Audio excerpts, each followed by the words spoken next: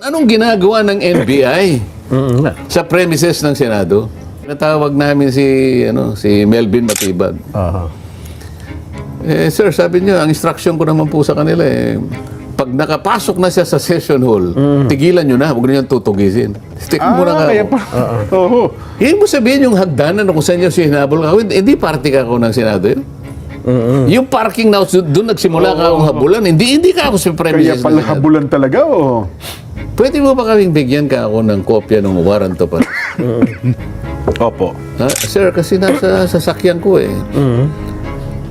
Hindi ngayon, bukas, sabi ko. Tapos, bigyan mo na rin kami ako nung communication or order ng ICC na pinasa sa kanya yung sa Interpol. Opo. Yung inisyo. Kasi yun ang officiality Yun ang proseso na dapat mangyari. So kung sakali ka ako na sinabihan, humingi ng request sa ICC, yung request na yun gusto naming makita. Okay. Tapos from the Interpol, ICC to Interpol request, ano? Opo. So from Interpol, sabi ko, pumunta siya sa atin, PCTC, meron din communication. Ayan. Tapos yung PCTC, dahil siya yung counterpart ka ako ng Interpol, Opo. sinabihan ka niya, ikaw ang NBI, mag-execute. Yung deputization ng PCTC sa inyo, gusto ko rin makita. Therefore, there are 5 documents na gusto. Yes, sir, sabi niya. Hanggang wala siyang binibigay. Okay.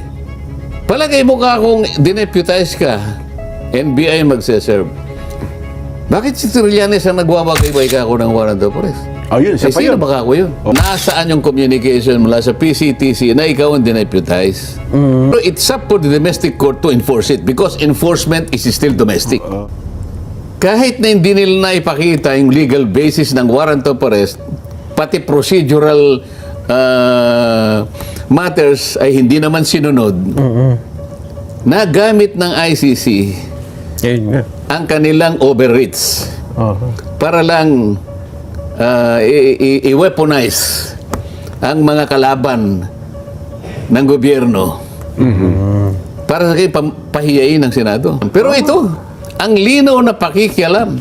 Pero marami sa ating mga kababayan ang yumakap pa sa kanila.